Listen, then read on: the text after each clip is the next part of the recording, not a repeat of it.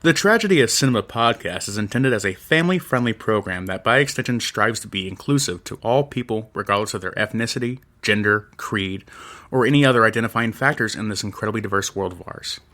With that said, some of the films we discuss may contain serious subject matters or have content considered morally objectionable by today's standards. We do not intend to condone or dismiss these aspects of these films, but our primary focus will be on what we believe the film succeeds at, some fun facts, and our personal enjoyment factors of each film. With that said, we hope you enjoy the show.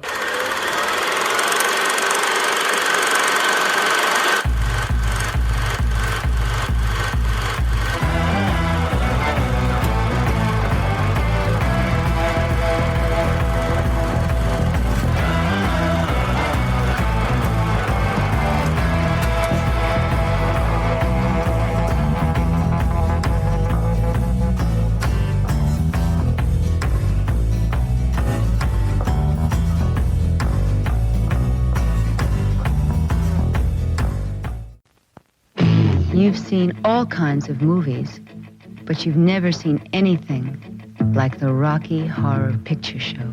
Let's do the time warp again. Let's do the time warp again. The Rocky Horror Picture Show is wonderfully weird. I'm your new commander. You now are my prisoner. They're probably foreigners with ways different than our own. It's fabulously freaky.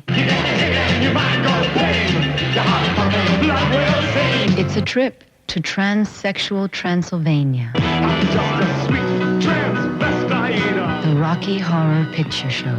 I'm transsexual Transylvania. The story is strange. But tonight is the night that my beautiful creature is destined to be born. The songs are super. Science fiction. The scenery is smashing. The cast is completely crazy.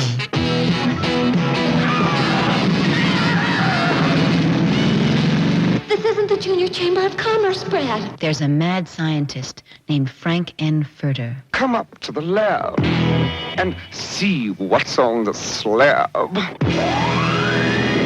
And Rocky, his incredible creature.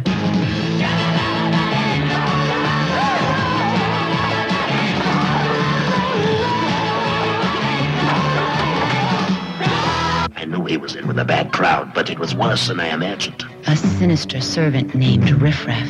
I remember doing the time warp. And Brad and Janet. My name's Brad Majors. Just a couple of clean-cut kids. This is my fiancée, Janet Weiss. Touch it, touch it, touch it, touch me. I wanna be dirty. Eddie.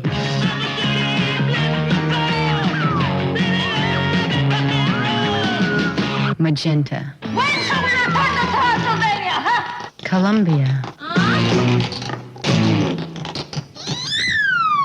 Dr. Scott.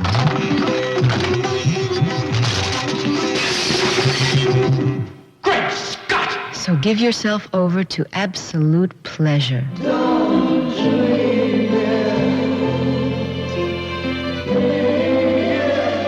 See the Rocky Horror Picture Show. Let's do the time warp again. You've never seen anything like the Rocky Horror Picture Show. Let's do the time warp again. Let's do the time warp again. The Rocky Horror Picture Show is wonderfully weird. All right, guys, welcome back to the Tragedy of Cinema podcast. I'm your host, Jimbo, And I'm your co-host, Kyle. otherwise known as Street Trash. Riff Raff. I don't know what I'm talking about. Ultimate Street Trash in the Cash. Today we'll be talking about the cult classic Rocky Horror Picture Show from 1975. Kyle, this came out even 2 years before I was born. Awesome. Kyle, I give you a question. Mm-hmm. So today I did something a little differently. The Rocky Horror Picture Show no matter where you look, is probably the number one cult classic of all time on any list you do. If not number one, definitely number two. Probably, the most cult of cult classics. But most of all the ones I saw, it was number one. And it was such a big cult classic that even growing up downtown Indianapolis, I used to live close there, and you drive by, and down there by Crackers Comedy Club, there would be a big old banner on the side that says Rocky Horror Picture Show every Saturday night at midnight. Yep. Or Friday at midnight, whatever it was. So this thing went on, and it's still going on, I'm sure, in cities across My dad the went to USA. those shows. Yeah. I never been to myself. Toast. Someday. Okay. But Kyle, here's my question to you. Out of the top 10 cult classics, I want to see how many you can name, and then I'll go through starting at number 10 and go all the way down to the Rocky Horror Picture Show. So give me some movies that you think are cult classics that are on the top 10 list right here. Toxic Avenger? No. Wayne's World? No. Blues Brothers? No. This is going to go a bad list. This is a bad idea. we want to see what Kyle thinks is a cult classic. I have no idea. All right, number 10, Donnie Darko. Donnie Darko. Oh, gosh, really? Okay, I don't know. Number 9, Phantom of the Paradise. Never heard of it. Number 8, The Evil Dead from 1981. Is there a cult classic? Really? That's what Okay, I said. okay. Number 7 was Pink Floyd's The Wall. Number 6, Harold and Maude, which we've talked about this movie that it looks interesting. I want to watch it before. I never knew about this cult classic, but we watched the trailer. I want this to watch is the it. craziest thing ever. Yeah, because it's about like a 60 or 70-year-old lady and like a 14-year-old boy. Yeah, I don't know. It's crazy. 5 was Stanley Kubrick's A Clockwork Orange. That makes sense. Yes. Yeah. 4, a movie we have covered recently, Pulp Fiction. Oh, yeah, cult classic. That's weird. Number 3, This is Spinal Tap. Oh, yeah, that makes sense. 2, The Big Lebowski. The Big Lebowski. Yeah. And number 1, the Rocky Horror Picture Show. They're now, according to I think that was Rolling Stone's list on IMDb. It has Rocky Horror Picture Show as ranked number 14, and I was like, I don't know if I agree with that. But number 1 on theirs was Clockwork Orange. Number 2 was Pulp Fiction, and number 3 was Fight Club. So, also there were some of the I agree with Fight Club. but some of the other classics that were on these lists was Princess Bride, which whatever, but Monty Python and the Holy Grail. That is definitely a cult classic. I can definitely see. Yeah, I don't know. It kind of gets weird, like what you define as a cult classic. For me, like it has to be like some aspect of like financially underperforming, and then also like how rabid the fan base has been in the years following. And gosh, I don't know. Like for me, Rocky Horror actually kind of pops out like even more than like This Is Spinal Tap or something like that too. And that's why I include like Wayne's World or Blues Brothers, because I know those have extreme followings to this day. But that's fine. But I mean, this movie is still being shown today across America. I'm sure somewhere. And how can you not be number 1? Honestly, this is truly a number 1. Like this has the most culty of cult followings. Like the people who are diehard Rocky Horror are diehard Rocky fans. Right. Like, nothing else really matters besides Rocky Horror, and I love that about them. That's so great. when this comes out, Kyle, we were just 3 days away from our live show at the Boone County Distillery in Jill. Hope everybody can come out and enjoy a night of fun. That's gonna be fun. Candy. Also, Kyle and I were a guest host. I'm not sure when this is coming out. I think it might be out now, but it might be out a couple days from now. But we were guest as part of the Hillbilly Horror Stories Halloween special, like we are pretty much every year. Yeah. So please go over there, check them out. Follow Jerry and Tracy. We love those guys, and it's just honored to be part of their we got show once again. A little mini-sode on there for you guys. Which, speaking of the mini-sode, we will be dropping our full-length version of that mini-sode on Halloween. There will be a special episode drop of the original House of Wax starring the late, great Vincent Price. So be on the lookout for that. I was going to say Vincent Gilligan. Creator of Breaking Bad, Vincent Gilligan. I was going to say Vincent Gilligan. It really was. So, Kyle, this is probably going to be a little bit of a longer episode, so because there's just so much stuff. So go ahead and take it away. There truly is. Okay, so we have the Rocky Horror Picture Show released on August 14th. You know what? I was just thinking, if we were on YouTube, I would have you put up like a black poster board and paint your lips and let you do the whole podcast. The whole podcast just like that. Like the opening of the show. I'd probably let you do it. Yeah, just the lips. The whole podcast, just a video of me with lips, and that's just man or girl, who knows? And don't forget, Kyle and I will be dressing up as well as ADTs for our live show. Mm-hmm. And I will be doing a video log, a vlog of Kyle's transformation into Uncle Fester, because I believe the day this comes out, we will be going to get his head shaved and eyebrows off and everything. So this is going to be fun. I got to figure out how to do the makeup right to actually paint my face a little bit, because I want to do that white makeup thing, but I don't know how well it's going to work. So I got to get advice on that one. But I'm definitely going to do at least the head shave and eyebrow shave and full eyebrow shaving off. I can't wait till you go to work for that. And see what's your dad going to say. I have no idea. I haven't told him. Oh no! Just show up back home with the whole Uncle Fester. Exactly. Yeah. So I thought that'd be a fun surprise to him to come home like that just in the middle of the day. It's like, hey, Bo. What's up, Dad? Exactly. So. Anyways, back to the movie podcast, because we got a lot to cover. The Rocky Horror Picture Show was released on August 14th of 1975, directed by Jim Sharman, written by Richard O'Brien and Jen Sharman for the original musical play and the screenplay adaptation, of course. Produced by Michael White. Cinematography was by Peter Sijitsky, and editor was Graham Clifford, and casting director was Joel Thurm. Budget for the film was $1.2 million in 1975. Just for inflation, that'd be more, because I forgot to do the inflation calculation before I recorded the podcast because I wanted to rush into this too thoroughly. But that's okay. So budget for $1.2 million. We can take a wild stab and say that was probably, from the previous stuff I've done before, I'm going to say that's about maybe $3.5 million roughly today. But to get to the big money, we got the gross worldwide, which goes all the way to an astounding $115.3 million, Jimbo. I believe it's got to be way more than that now. I mean, that'd be at least... and then for inflation to today, I mean, assuming this is box office as of 10/9/23, so that's... I'm assuming including box office from the past 30 years. But that's just box office. This could be like the final, this could actually be the final kind of adjustment for inflation, actually, including inflation. Because if this was like 1975 money, then it's like $500 million, in which case there would have been 100 Rocky Horror Picture films. But for probably the lifetime of the film, this makes sense as the final number, maybe. As like, it's made $150 million for all the cinemas it's been played at for the past 40 let's years. think the Rocky Horror Picture as a franchise. You had the remake in 2016, which we'll talk about, but you also had... It was also a Broadway musical. I don't know if it was on Broadway, but it was a musical, you know what I mean? Yeah. Mm-hmm. So, it's probably well on its way to over $1 billion easily. Total. DVD, VH, all that stuff. Well, this is before inflation, so I actually could see like around $200 million. Probably. But that's just box office. But I'm talking about merchandise and all that. It's got to be over $1 billion easily. $1 billion. That's a lot for me. But let me look it up. I don't know if you can find those final numbers really anywhere, but I agree with you. I can easily see $500 million for lifetime like earnings for this whole property.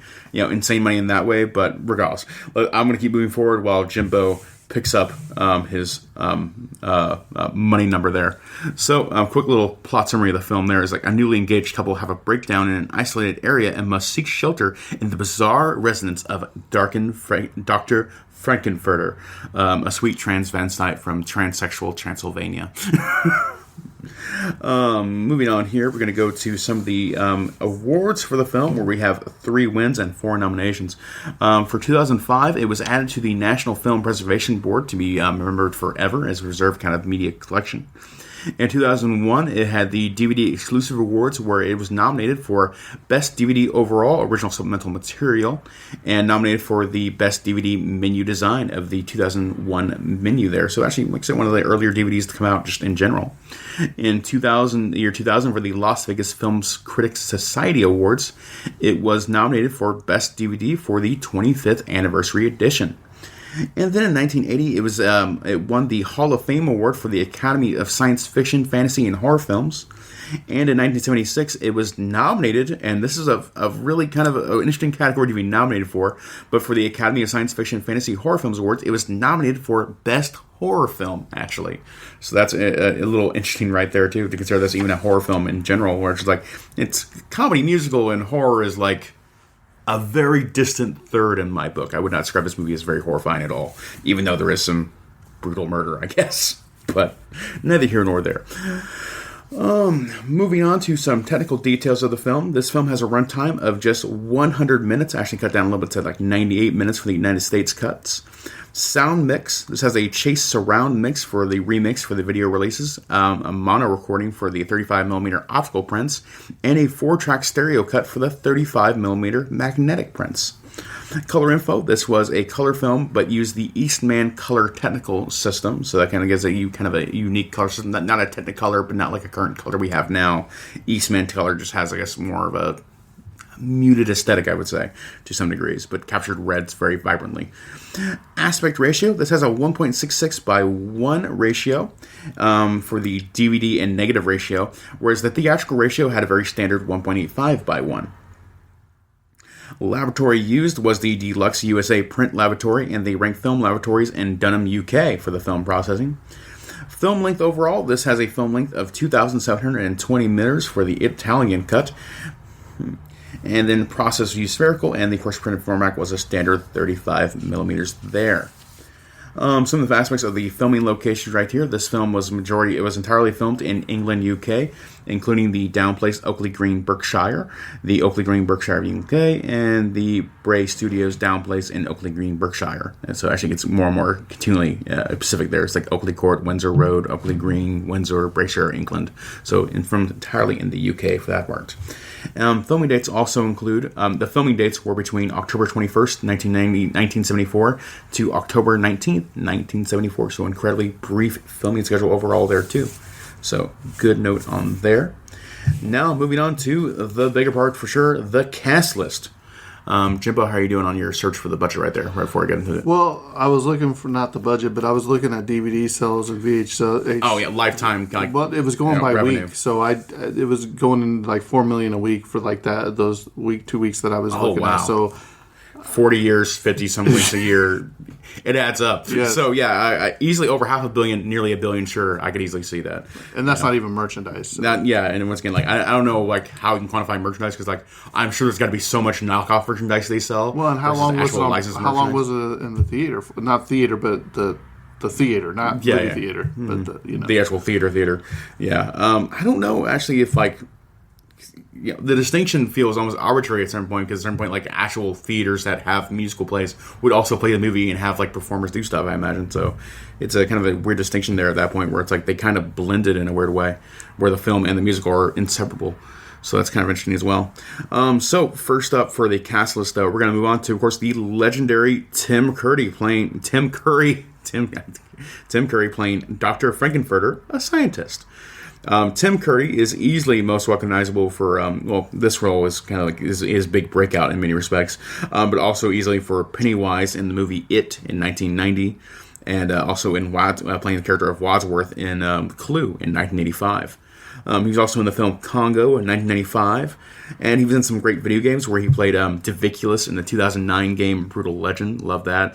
And he was Premier Chernecko in Command & Conquer 3, Command & Conquer Red Alert 3 in 2008. I will finally escape from the one place not corrupted by communism, space. It's a great, funny meme. Then next up, we have Susan Sarandon playing the role of Janet Weiss, a heroine. Susan Sarandon, of course, is an amazing actress in herself. I believe she's been nominated 7 or 9 times for Emmys at this point, or something crazy like that. Susan Sarandon, probably easily most recognizable nose, playing the role of Louise in Thelma and Louise in 1991, Little Women in 1994, Dead Man Walking in 1995, Stepmom in 1998, and Atlantic City in 1980. So an amazing career herself too. She was the main baddie in the last Blue Beetle movie that just came out, I believe, earlier this year. So good for her on that too. I think she has some really cringy dialogue though. I just watched the honest trailer for Blue Beetle yesterday, and it was very funny, but also looks like Susan Sarandon was really phoning it in. Next up, we have Barry Bostwick playing the role of Brad Majors, a hero. Barry Bostwick also had a lot of film roles in his own right, where he was in one of Jimbo's favorite movies, Weekend at Bernie's 2 yes, sir. In 1993, where he was kind of playing the major bad guy in that film. He was also in the film Spy Hard in 1996 and Megaforce in 1982, and he was also in the TV series Spin City from 1996 and 2002. Spin City, was that the one with Michael J. Fox as well? Yeah, Michael J. Fox, yeah, right. So, yeah, he played the mayor, I believe, in the Spin City show as well. So he was in there for the entire show. So cool there.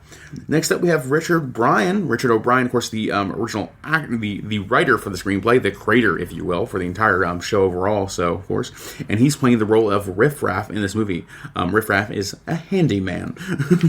Yeah, Richard O'Brien was also in the films Dark City in 1998, and I believe he was also the writer and main star in the film Shock Treatment in 1981. And Shock Treatment's going to appear. He is also the father in Phineas and Ferb. Oh, that's awesome! The Disney cartoon. Yeah, the Disney cartoon. So awesome there too. So Richard O'Brien has an amazing career in his own right too, as well as many of the actors too. Like if they weren't doing films or television, they were still doing roles in musical and also dance and musical work like that too. So good work on them too.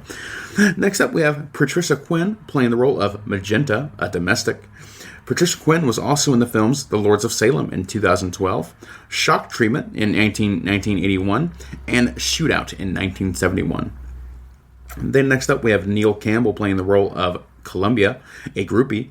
Neil Campbell was also in the film Shock Treatment in 1981, Jubilee in 1978, and Journey Among Women in 1977. Next up, we have Jonathan Adams playing Dr. Everett Scott, a rival scientist. Jonathan Adams was in the show Star Cops in 1987 and was in the film Jesus of Nazareth in 1977. Next up, we got Peter Hinwood playing the role of Rocky Horror, a creation, the titular Rocky Horror, if you will. Peter Hinwood was also in the film Sebastian in 1976 and Tam Lin in 1970. He was actually mainly a photographer and a model for most of his career, so very little film work overall there. But of course, he was easily most recognizable for this role in the Rocky Horror Picture Show. So that was one kind of major role here. Then next up, we have Meatloaf playing the role of Eddie, the ex-delivery boy. Opportunity, bless my soul. Yeah. Meatloaf is, of course, easily most well known for his role as being, the rock singer Meatloaf, and for his Bat Out of Hell album trilogy from 1977, 93, and 2006, and many other amazing tracks, and just an amazing performer overall. So a lot of great tracks there going there for his entire legacy there. Unfortunately, he just passed away last year, and I kind of miss him. He was just great. Meatloaf also appeared in many other great films, such as Fight Club in 1999, another, the ultimate cult classic according to that list, and Leap of Faith in 1992 with Steve Martin, and he played the big baddie in the film Black Dog in 1998, one of my favorite Meatloaf movie roles. So that's a great film in itself. Probably cover Black Dog sometime. That would be a good one too. But moving on from Meatloaf, we have Charles Gray playing the role of the criminologist, an expert. Charles Gray was also in the film Diamonds Are Forever in 1971. The James Bond film? I believe so. Diamonds Are Forever. Yep, that is James Bond. Jeremy Newson was played the role of Ralph Hapshet. Jeremy Newson was also in the film McCabe and Mrs. Miller in 1971. That could have been a TV show as well, I'm not sure. Hilary Farr played the role of Betty Monroe. Hilary Farr was also in the film The Return in 1980. And that's where we're going to conclude the cast list there for the Rocky Horror Picture Show. There's a bunch of other actors who appeared as kind of like the main time warp scene as just a Transylvanian. And so I don't want to misplace who I put them in, which roles of the film, or go through the whole list of what other films they've been in, because it'd be one other role and then skip, one other role and skip, and just take up a lot of time here on the podcast. So I'm going to move on from them. But that concludes the cast list of Rocky Horror Show. Oh, wait, sorry, one last one. We have a Trevor White who played the voice of the Rocky Horror creation. So he did the voiceover dub for Peter Hinwood's model work, because he wasn't a singer. So, all right, Kyle, brace yourself. Trivia ahoy. We're about to go to the time warp. Let's do it again. So, Kyle, there's a famous singer that wanted to play Dr. Frankenfurter. Do you know who it was? There's a lot of great performers that could have done that role, but who is it, Jimbo? Who do you think? Who do you think it was? Judas Priest. Mick Jagger. Mick Jagger. That would have been amazing. Oh my gosh. Man, that would have been amazing. Oakley Court, Dr. Frankenfurter's castle, was used in numerous Hammer horror movies made at adjacent Bray Studios, where the lab and ballroom scenes were shot, including The House in Nightmare Park, The Reptile, The Brides of Dracula, and The Man in Black. Built in 1859, it was refurbished in 1981 and converted into a hotel.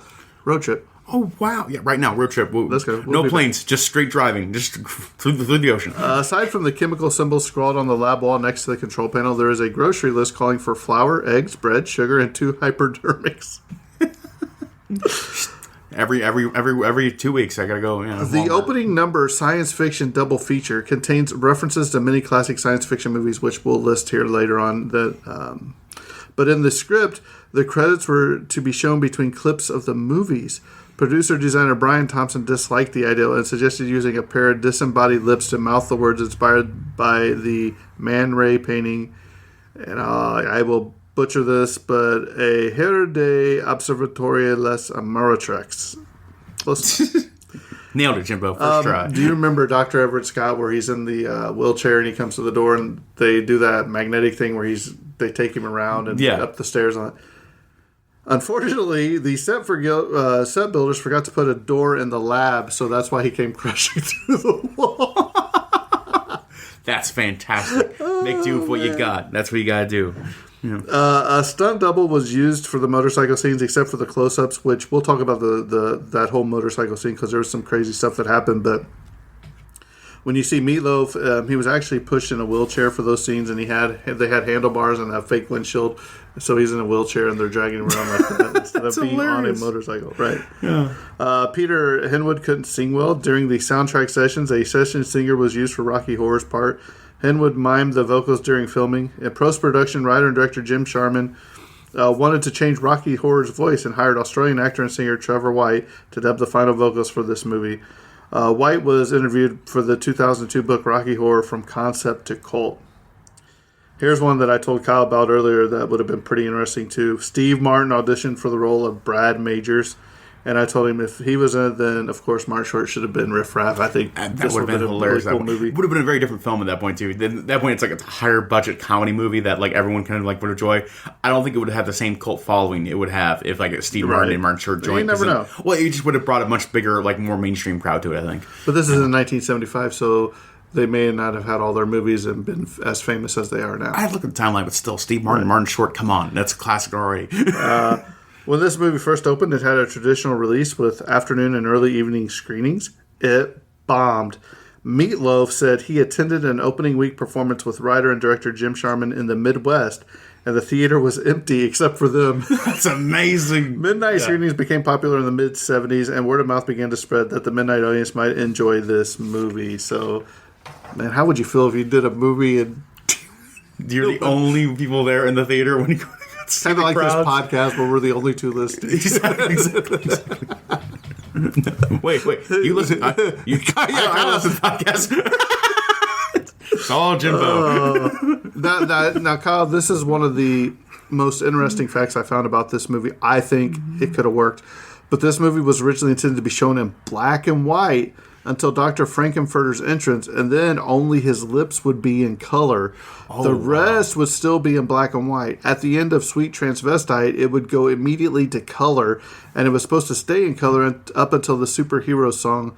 20th Century Fox included a similar cut as an Easter egg on the 25th anniversary DVD of this movie, but it was slightly different from what was specified in the original screenplay. It was black and white up until Riff Raff opens the door, revealing the Transylvanians, at which point it cut immediately to color film. Many fans consider this to be lazy, pointing out that the original intended effect could have easily been achieved via colorization techniques. In a 2014 interview at the Florida Film Festival, Susan Sarandon talked about the fact that Rocky Horror was originally supposed to start out in black and white and then switch to color, and said that it didn't happen because the production didn't have the money to process the film that way. She also said that, coincidentally, the same thing happened to another movie she had made many years later, Lorenzo's Oil. Of course, the most famous example of this type of black and white to color transition is the movie, Kyle, from 1939. Wizard of Oz. Wizard of Oz, in which the initial scenes set in Kansas are in black and white, and the movie only switches to colored once Dorothy ends up in the land of Oz, which... How do you feel about that transition? I think that could have worked amazingly. I probably wouldn't have just done the lips of Tim Curry. I think they might have been a little bit off-putting to some degree. But if you started off the movie with the lips, it would have been a perfect segue. Oh, starting with the lips and then having the segue too. There, 2 point, or the first scene where you introduce Tim Curry and like having the first piece of color expanding be his lips. But I would probably do it the whole thing where like Tim Curry enters the room. And that's when it's just an explosion of color hits the world. You know, that's the moment where because you have the most or even outrageous character. Or when he takes that robe off or whatever, and he does this, exposes himself, and that just brings the whole world into color. Something like that kind of made the transition to work. It also kind of reminds me of different kind of vibe, but kind of what they intended and did. And then the film Pleasantville, Tobey Maguire back in the day too. Pleasantville. Pleasantville's a great movie in its own right too. That's one of my favorites too. Yeah, add it to the list. Yeah, we'll definitely do that. Yeah. According to interviews, Patricia Quinn only took a role in the play because she loved the opening song Science Fiction Double Feature. She was upset when she didn't get to sing the song in the movie, but agreed to lip sync the words as the pair of red lips in the beginning with vocals by Richard O'Brien. So nice. That's Patricia Quinn's lips. Awesome. Theatrical movie debut of Tim Curry. Obviously, we talked about. He played Dr. Frankenfurter. Yeah, many other roles. The set had no heat and no bathrooms. When Susan Sarandon told the studio heads, they told her she was complaining too much.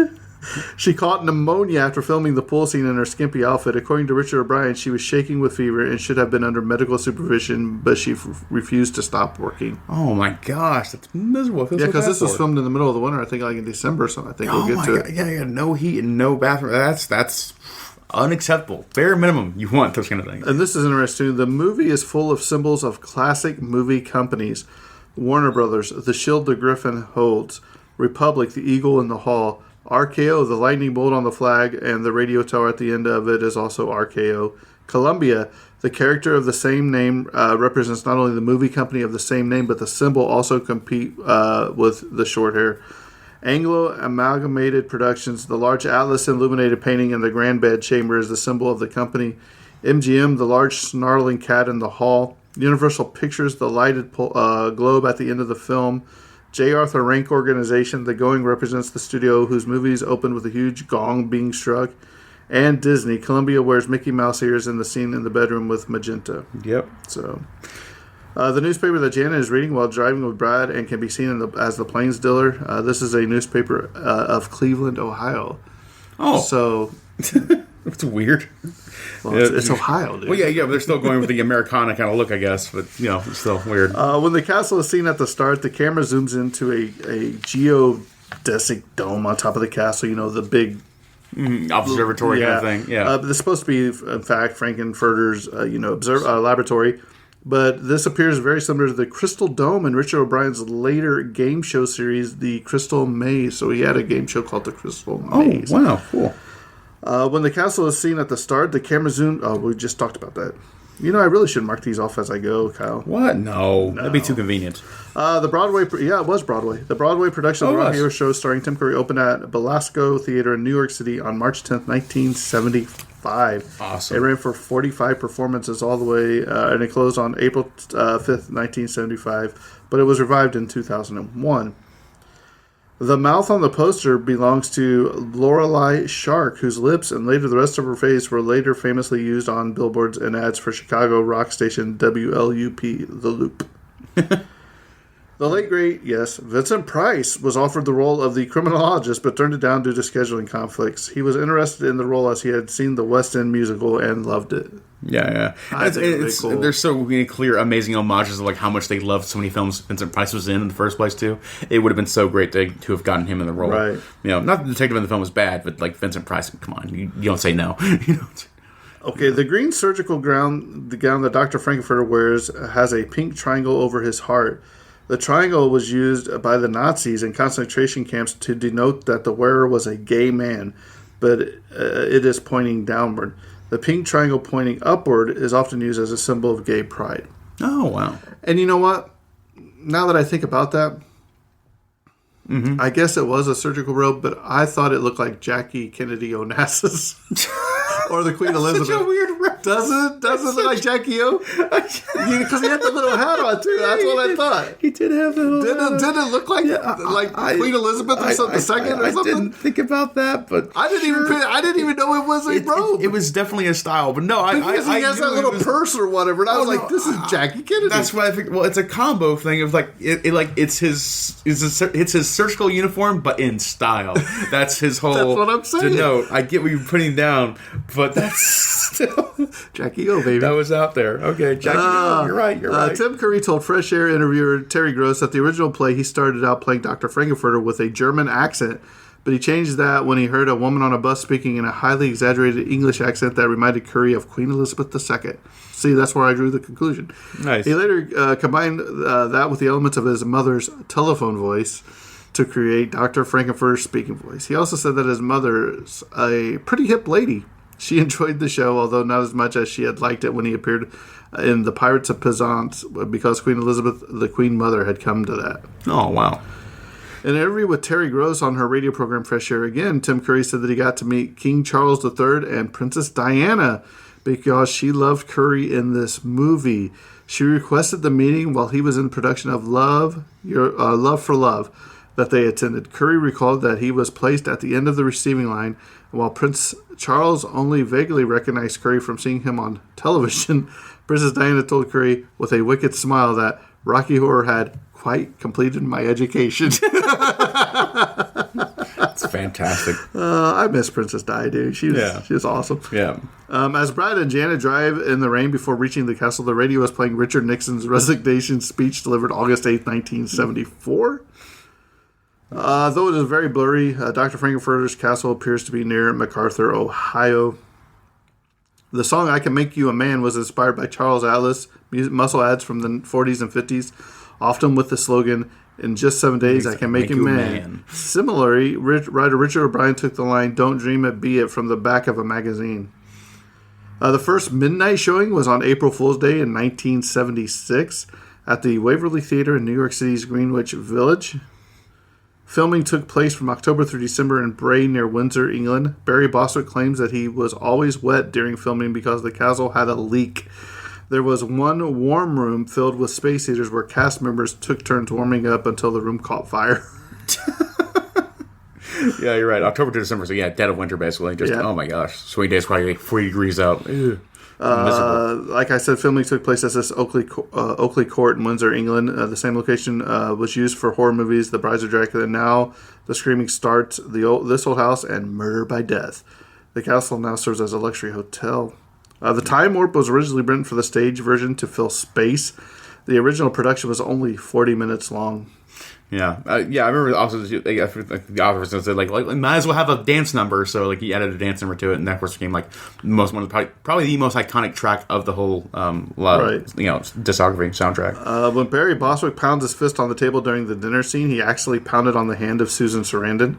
Ooh. But don't worry, the reaction from Sarandon is prominent and real, but she got her revenge accidentally by stepping on Bostwick's foot with her spiked heel during the floor show scene. His reaction is also visible.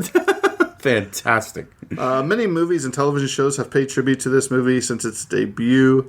Examples include The Drew Carey Show, Glee, The Perks of Being a Wallflower, Fame franchise, Third Rock from the Sun, Charles in Charge, That 70s Show, Daria, CSI New York, Men in Black, Halloween 2, Loser, and the Vice Squad franchise. Yeah, that Drew Carey episode's great. I've seen that Drew Carey episode, and Perks of Being a Wallflower is a pretty good movie. Probably not something we'll ever cover, but like a pretty good movie overall. A lot of scenes of that musical in the film.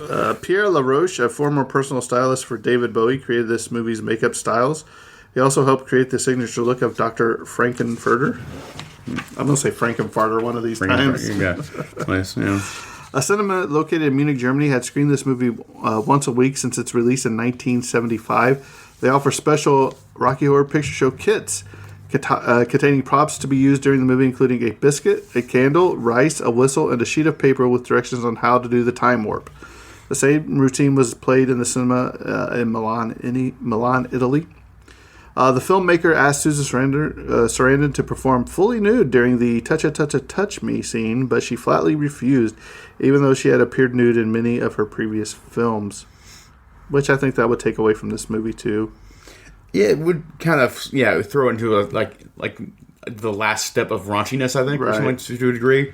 That would kind of dissuade a lot more of the audience, I think. Right. Because like although this is a film dealing very much about sex and like sexual identity, making it explicit would have been a step too far, in my opinion. On the criminologist's desk, there are two framed pictures. One of it's Franklin D. Roosevelt, a late U.S. president, and the other is Ronald Reagan, who had not yet become president. After 40 years of theatrical screenings and television airings, this movie made its premium movie network debut on HBO Cinemax catalog in 2015, which me and Kyle talked about. It's kind of interesting.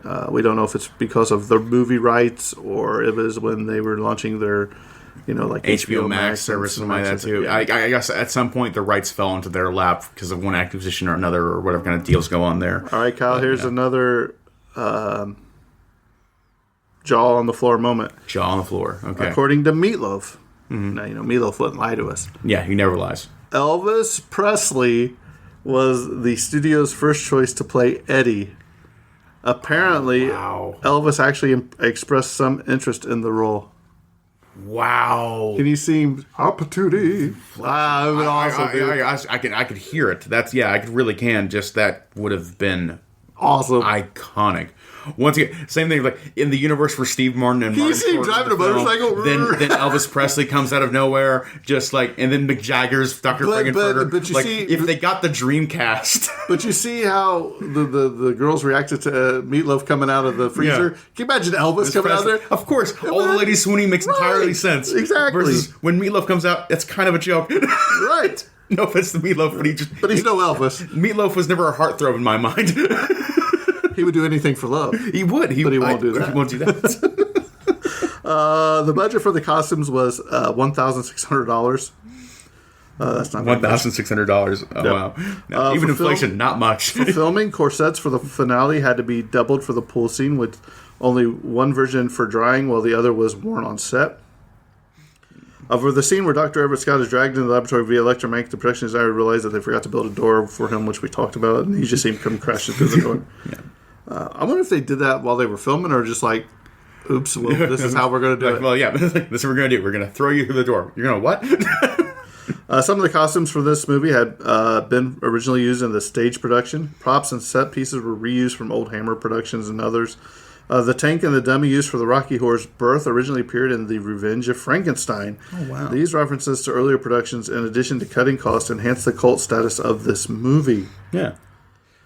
Susan Sarandon sometimes dislikes talking about this movie because she hates the fact that none of the cast members got royalties from the DVD sales, and I'm telling you what, they probably would have made a killing. Oh, I'm sure. On DVD sales. That's a little case of like literal millions of dollars probably in DVD sales easily over the years. So, yeah, it sucks. Peter Henwood is only slightly embarrassed by being in this movie. Now he's an antique dealer. Contrary to popular rumor, he's never thrown anyone out of his shop for talking about the movie. He only sees this movie as a part of the past and rarely talks about it. Yeah, I get that. Because it's just the movie where he kind of he paraded around half naked the entire movie. It's not something that's just like, I did it. It was the 70s, okay? But boy, was he cut, man. He had some muscles. Oh, yeah, wow. He was ripped. Absolutely. You believe that he is a creation of someone trying to make professional wrestler, their favorite gay man. According to Richard O'Brien, it was actually Riff Raff who did most of the work on Rocky Horror. Riff's line, "Everything is in readiness, master. We merely await your word," is a pretty clearly a stab at Dr. Frankenfurter. The order in which Frank turns on the colored spigots while creating Rocky Horror was not random. Each color was being rapidly shouted at Tim Curry by someone off screen. During the second close-up, a brief look of confusion can be seen on Curry's face as he scrambled to find the right color. And the reason that's important is because the colors that he was doing is the colors of the rainbow from bottom to top or whatever in the bowl. So he had to make sure that he did it right. Yeah. When Frank is attacking Riff Raff with the whip, Tim Curry is actually cracking the whip against the floor in front of Richard O'Brien. However, of course, at one point, Curry got a little too close and accidentally hit O'Brien. A slight grimace can be seen on his face as a result. This is included among the 1001 movies you must see before you die. I'll just leave it at that. I could say a lot right there. I certainly agree. In the wedding sequence at the beginning of the movie, Hilary Farr of HGTV's Love It or List It in 2008 plays Betty Monroe. Richard O'Brien stated that when writing the stage play, he actually envisioned himself playing Eddie, but the director hired for the play felt he would be better fit for Riff Raff. I created this. Oh, by the way, you're Riff Raff now. It is what it is. According to Richard O'Brien, the whole shoot just took 6 weeks. In 2013, Richard O'Brien let slip that Barry Bostwick and Susan Sarandon were actually dating during filming. Mm-hmm. Maybe that's why their chemistry was so good. Lucky Barry. Did you say Lucky Barry? Yeah. Oh, man. Peter Henwood discovered Rocky Horror's signature tiny gold hot pants in his home in the early 1990s and sold them at an auction. Hard Rock Cafe snapped them up to add to their memorabilia collection. Mm-hmm. According to Richard O'Brien, the skeleton in the clock was a real-life skeleton belonging to the woman who commissioned the clock. In 2002, Sotheby's auctioned off the coffin clock, which sold for €35,000 or pounds. Pounds. Wow. But it was a real skeleton. Real skeleton in a closet. That's weird. It's weird. I don't know if I'd be comfortable having a real skeleton in my house. Well, what was that movie where she fell into the pit of skeletons? Poltergeist. Yeah, Poltergeist. Poltergeist. Yep, that's when we have real skeletons, and they didn't tell the crew. Yeah. Patricia Quinn's hair was not dyed, but sprayed red every day of shooting. Oh my gosh. According to Richard O'Brien, the church was a facade for the interior church scenes. They could only shoot one side of a real church room, as they couldn't afford the whole thing. That's... It's just... there had to have been like counter offers too. It's like, what will you charge us to film for the church? And they said like $1,000. Like, can we do 500? Can we do half a room? Like, we can't afford that. Can we do half a room? It's like, what? Can we film half a room? $400 deal. Just. Oh, man. The motorcyclists were the same actors that played the Transvenans at the castle. Richard O'Brien didn't understand why, noting that the motorcyclist could have been anyone. Instead, the actors had to change costumes back and forth. Mm-hmm. Richard O'Brien confessed that at the time he didn't like Tim Curry. O'Brien was resentful and envious because Curry was attractive and got all the good lines.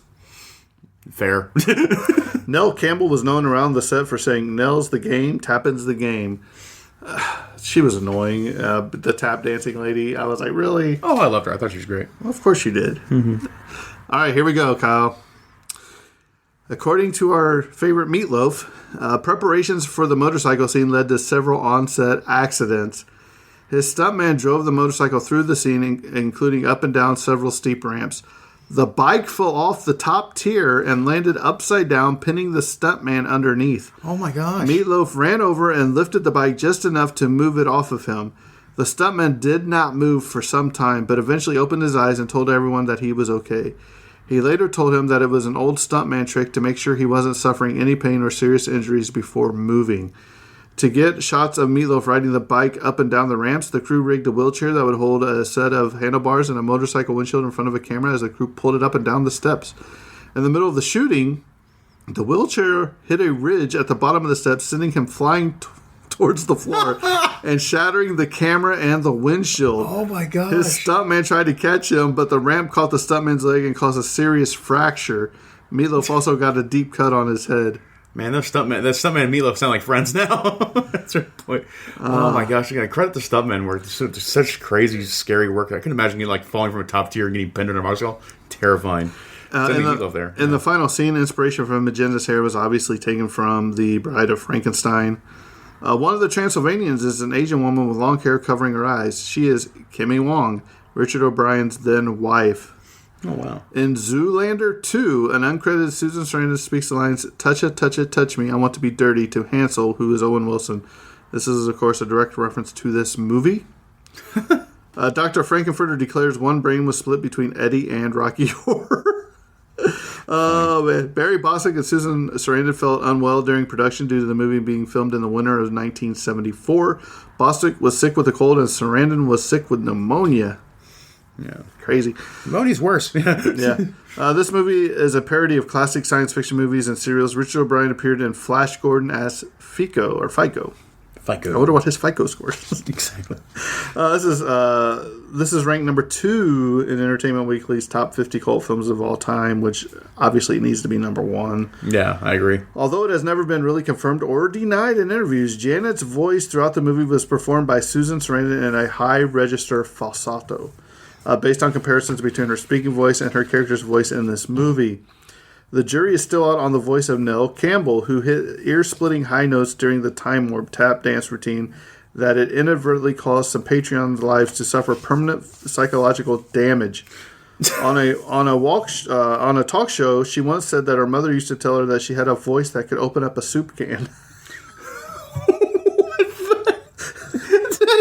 Oh my god! From her mother. Oh my gosh! In contrast, Patricia Quinn's Magenta character speaks in a darker, more sinister voice, which is ironic because the song to which she lip syncs, Science Fiction Double Feature, was actually sung by Richard O'Brien, who was singing in a high-range falsetto voice. It's impressive. Oh, you have a face that could open up a soup can. What a line! I gotta put that in my back book. Just Wow. Oh my gosh! Director Jim Sharman said that while writing the screenplay with Richard O'Brien, they were going for a darker version of The Wizard of Oz, to the extent that during the Time Warp chorus, the vocals of the Transylvanian backup singers were sped up to sound more Munchkin-like. Oh, wow.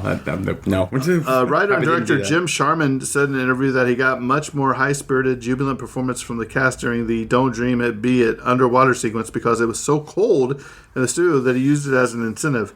The wilder it is, the sooner you'll get out of there. When cast members left the freezing water, they would immediately run over to be wrapped in blankets, shivering. This is, of course, when Susan Sarandon caught pneumonia. Yeah. So it doesn't sound like it was a fun time. No. The cast has collectively won the coveted EGOT, the Emmy, the Grammy, the Oscar, and the Tony. Tim Curry won a Daytime Emmy for Peter Pan and the Pirates. We've heard that EGOT reward. Susan Sarandon won an Oscar for Dead Man Walking. Barry Bosick won a Tony for The Robber Bridegroom. And Meatloaf won a Grammy for I Will Do Anything for Love, But I Won't Do That. In a July 2021 interview, Susan Sarandon says she didn't plan to audition to play Janet. She just stopped into the set to say hi to her friend Tim Curry. While she was there, producers saw her and asked her to try out. They said everyone they auditioned so far were good singers, but none of them made Janet very funny, which is what they wanted. Sarandon said no because she can't really sing. In fact, she's kind of phobic about it. So producers asked her if she could just sing Happy Birthday. She said yes, and they convinced her to do it. They loved her and cast her for the role. Susan Sarandon admitted that it was all a lucky fluke. Oh, that's amazing. The 4711 tattoo on Frankenfurter's thigh refers to the original Eau de Cologne in German, which means water from Cologne, a perfume that has been produced in Germany since 1799 and whose unisex nature made it popular among gay men during the 70s. The perfume includes notes of lemon, neroli, lavender, rosemary, jasmine, and tobacco. We talked about that already. Tim Curry is the only person in this and the 2016 made-for-TV remake, though he plays a different character in each movie. Yeah, he was the criminal investigator in the remake because, well, he was wheelchair-bound. He's still wheelchair-bound to this day. But they got his assistant to do all the dance numbers for him in the office room. When he's saying, it's just a jump to the left, he actually uses the dialogue and the assistant does the work. Really funny scene, actually. Yeah. Most of the actors and actresses weren't told about the prop corpse of Eddie under the dining room tablecloth. When it was revealed during filming, their looks of horror are genuine. The only three who knew were Tim Curry, Richard O'Brien, and Meatloaf, who had to model the corpse. So when they, wow. Impressive work there. If people don't know, this is the scene where they're having a dinner and Frankenfurter pulls this sheet off and there's Eddie laying in like a coffin underneath the table they were eating on. So, yeah. And last but not least, not only do Patreons dress up for midnight showings, they often bring props. The most common are rice that's thrown at Ralph and Betty's wedding, water pistols, the back row squirts them during the rain scene, and newspapers for the front and middle rows to shield themselves from the rain, if you will. A flashlight, there's a light verse over at the Frankenstein's place. Rubber gloves during and after the creation speech. Frank snaps his gloves 3 times. Noisemakers, the Transylvania applaud Frank's creation. Toilet paper, preferably Scott's brand. Throw a roll when Brad yells, "Great Scott." Confetti, the Transylvanians throw confetti at the end of the Charles Atlas reprise. Toast, thrown when Frank proposes a toast at dinner. A party hat when Frank puts on his hat to wish Rocky happy birthday. A bell when we made it, did you hear a bell ring? And cards for sorrow, cards for pain. The prop for There's a Light was almost cigarette lighters during the original 1970s show, but most movie theaters now ban open flames. A good idea concerning the newspaper. Some fans insist that the toast should be buttered, but many theaters frown on that due to making a mess. So, Kyle, I have a question for you. Yes, Jimbo, I'll answer questions. The end of the movie, where Tim Curry is, or Dr. Frankenfurter is singing his big thing, and he's looking out at the audience, and it's like all those people applauding him and all that. Who are those supposed to be? I think it's supposed to be the world. It's just like in many respects, or it's all the Transylvanians. But I didn't know if it was people from his past, because they were dressed in like a different. Yeah, I think it is supposed to be the Transylvanians from the planet Transylvania. I think it is supposed to be them, and all he wants is to be loved, and so that's the idea. Like he's imagining the whole world just like finally seeing him for being like acceptable in their eyes, and so that's all he dreams and wants for. Yeah. Well, I got a few more here on my phone. I forgot. Okay, sure. So before we go into this, final thoughts. Despite all, Susan Sarandon looks back at the production fondly and is amused by the movie's continued popularity. In 1993, Sarandon told the Chicago Tribune, quote, It thrills me that my grandchildren may see their grandmother in her half-slip and bra seducing a monster. Fantastic. You go, girl.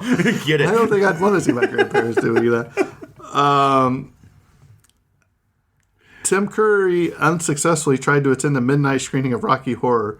As Curry recalled on NPR's Fresh Air in 2005, he once tried to call a New York theater that was holding an audience participation screenings of Rocky Horror, only to be told by the ticket agent, "You're the third Tim Curry to call this week." When he simply went in person to get a ticket, he was thrown out for being an imposter. Curry produced his passport and the usherette apologized, but he ultimately told her, "I wouldn't dream of going back in." There is also, this movie has literal Easter eggs. Many movies have Easter eggs, which are little things hidden throughout the film to be noticed by sharp-eyed fans, but Rocky Horror has actual colored eggs hidden around the set. The crew allegedly has staged a literal Easter egg hunt, and some of them proved so well hidden that they ended up in the movie. That's fantastic. Including one you see beneath Frankenfurter's throne.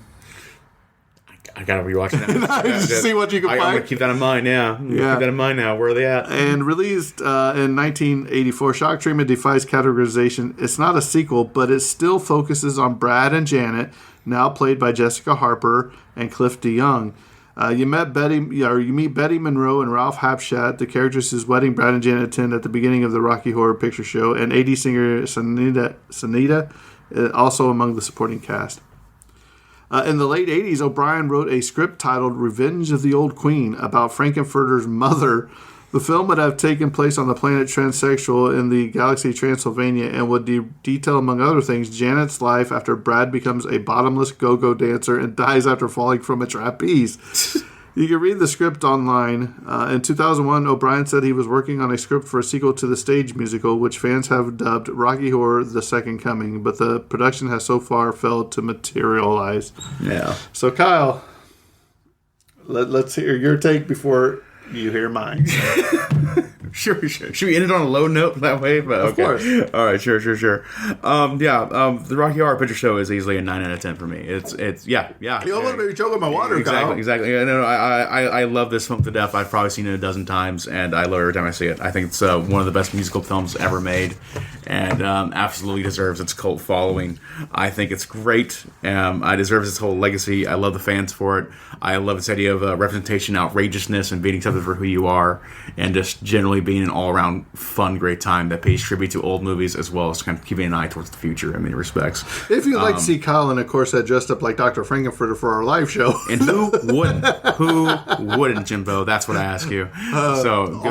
Everyone. But no, I think just the feeling of feeling like an outsider and just having this feeling of outrageous, bold exploitation of yourself is a really fun message for a lot of people, especially like this one was like made huge waves in like LGBTQ plus communities and all kind of stuff too, where they feel like insiders and they want to express themselves. And this film is about being loud and proud of yourself in many respects too. So Tim Curry became an icon in that respect too, which is absolutely deserved from a legacy perspective, and makes it a great film in that right. And on top of that, I think it's a fun film to watch any given time. I enjoy it immensely. So for me, strong 9 out of 10. Jimbo, just shatter my dreams and be wrong. All right. Being totally transparent, I have tried to watch this movie probably at least 10 times, and I never got past the meatloaf scene. I tried, and I just couldn't do it.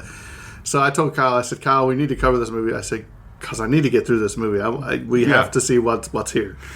So I forced myself to watch it, and it didn't get better. It really didn't get better. The one thing I will say is I think the prop department did a very good job. There was some great props.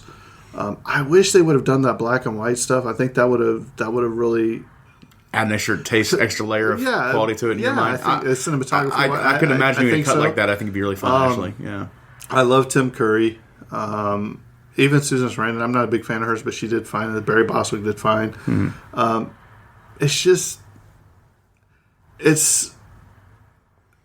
The plot is just all over the place. There's like no real... You go from a wedding to a house or a castle, if you will, to A Frankenstein knockoff thing. Frankenstein, and then it's an alien. Yeah, and then Alien we're having rebellion. the whole Rocky Horror, the whole castle taking off in a jetpack up to the space, and you have a whirlwind of you have randomness. Riff Raff that turns out to be like with his sister, which was a whole nother separate issue. But he's actually like the main bad guy that's actually taking Tim Curry back as captive to his planet, and it's just really weird. I mean, would you agree it's weird? Yeah, oh yeah, certainly. Intentionally so. But I think there could have been something here with a better plot. I don't want to say a better line, plot, if you will. Maybe extended this by another half hour or 45 minutes. Yeah. As far as filling in the plot, I won't say plot holes, but expanding on the plot, because Something that made it feel like it actually made some it form of went sense. straight from here to there to way out there. Yeah, immediately. Because you go from that, then you go to Frankenfurter making all these people stone like Medusa, to dressing them up in corsets and everything, and doing this number for him, and it just gets really weird. And to me, this is not my type of movie. I like musicals. This has some catchy songs, but this movie is so weird to me that I cannot put it above a 3. And that's just for the set design and Tim Curry, because I like Tim Curry. It's just so weird. I understand it's cult following. I understand fans love it. I have no problem with that. Yeah. But for me personally, this is not nothing that I totally get the perspective of, like, if this isn't for you, then you're looking at this and you see ice cream and mustard. Like, what is going on here? Yeah, you're like this is. I mean, because we do this podcast and there is some really good plots. You get drug into the characters. You love them. This is just a good time. If you were high, this might be a really good movie. Yeah. If you're on drugs, if you're willing to really put your good brain in the back seat and just like take it for everything it is, being audacious and crazy, then like it's a fun time, and that's. But I ain't gonna lie, there is like the time warp. Before we even started, I was up here dancing the time warp. You know what I mean? So I mean, it has some catchy stuff. Yeah, but. The songs have clearly been an earworm for you every time I hear you sing it. Right. Because it's really just Right. And the science fiction double feature, I like that to be. But I mean, you knew you were in for something weird at the beginning of the movie, where all you see is lip singing, and you're like, where is this going? They're talking about the day the Earth stood still. They're talking about King Kong and Fay Ray's celluloid jam, and like trying to say weird. I supposed to like radical. This is like an audacious thing of like it's bold in being exactly what it wants to be, and there is no attempt at all to make it for you. No, but I think what my concept going into this movie, because it is titled Rocky Horror Picture Show, it turns out to be in more science fiction than it does horror. Yeah, and even then, comedy and musical and like that's horror fine. is such a distant. That's third fine, of but this if they would have stayed with the horror aspect of it throughout, or the science fiction throughout, not both, because it's like taking two genres and melding together, just having them for having sake. Right. You have the hammer props and all that kind of stuff on it's set. It's like Richard O'Brien went, let's just see if we can get more ridiculous in the first half of this movie. This, we can, so why not? Kind of attitude. Right. Which I can appreciate, but also I get when like you say like this is like it didn't work for you or it's a problem in that kind of sense. Yeah. I wouldn't go as far as saying it's the worst movie I've ever seen. Yeah. And I think everybody should at least enjoy it at least once. Yeah. At least watch it at least once. Give it a shot. Yeah. I tried 10 times before I made myself finish the movie because I wanted to know how it ended. Because I was still... When Meatloaf comes through, it's still a horror movie because Tim Curry's character kills the guy with a pickaxe or something. And then you see his corpse later in the film in the table. So it's like, those are things like, that's real horror movie stuff right there. But underlying this is the whole Brad and Janet exploring their sexuality. There's a whole underlying sexual theme there. It gets really crazy with Frankenfurter and both of them. Like, and it's just... There's like, for you, I think like, if there were like, there are 4 different versions of an okay movie for you, but there's only one version that can be like the ultimate like movie or the terrible movie that we're seeing as right now. Like the one it is right now is like, for me, this is 9 out of 10. For you, it's a 3 out of 10. But like, there could have been 4 others that would have been like, it's okay for everyone else. If it was just the horror, if it was just the science fiction, if it was just the musical, if it was just the comedy, those all 4 could have been like okay. But mixing them all together either makes it where it's like that polar reaction of just like either you love it or it's like, what am I even doing here? And I think you're basing your 9 just based on Tim Curry.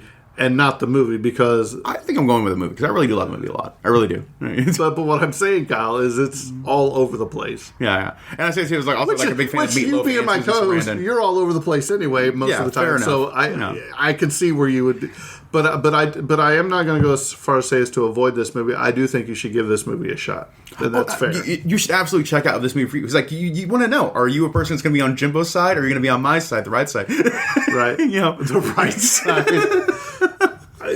We'll find out. We'll find out. But everybody's got their own taste, and like I said, the songs are catchy. Yeah. And also, we're saying like this is also worth disclaimer. This is an R-rated film for sure. This is definitely a lot more on the sexual progressive side and sexual revolution side of things here too. So keep that in mind. Well, when you have a song like "I'm a sweet transvestite from Transylvania," you're like, okay. But just seeing the title of the film, you don't know what you're walking into necessarily. You do not know what you're walking into. Yeah. And it started off with so much promise. Oh. Even to the time when they got up to the castle. Yeah, all fulfilled for me. And then it just derails and it goes down 17 different side things. But to me, it's like, it's kind of like they got lost in the plot. They didn't know. It was so crazy that, hey, let's just get crazier and crazier. You know what I mean? Any excuse to go crazier. Yeah. Now I kind of want to watch the Broadway production because I got to see what it was like. The Broadway production or the that 2016 reboot too. Also, like it's interesting. Well, I'll have to watch that too. Yeah. But I'm just saying, I want to see like the original 40-minute version. Did they stick closer to just the Rocky Horror thing, or did they go to the whole science fiction at the end? The film overall is actually very faithful to it. Yeah, and there's our YouTube videos that we can watch of the full performance going on too, so we can get around. Which is also crazy too, because the title song, when you see it, is science fiction double feature. So. What does that mean in the context of the rest of the film? Well, almost nothing. At the end, yes, of course. But it was really weird. So I get what you mean. Well, hopefully we'll see you guys in just 3 short days from when this is released. Come see Kyle as Uncle Fester and ADZ and myself as Doc Brown and Marty McFly. It's going to be an awesome show. It's going to be so much fun, and hope to see a lot of people there. So I know we sold several tickets, and we got, I think we're almost 3/4 of the way full from what I'm hearing. Awesome. So, fantastic. Yeah. All right, well, with that being said, you can follow us on the social medias, and this episode's coming to close, and that's a wrap. Rocky Horror rules and cut. Wrong.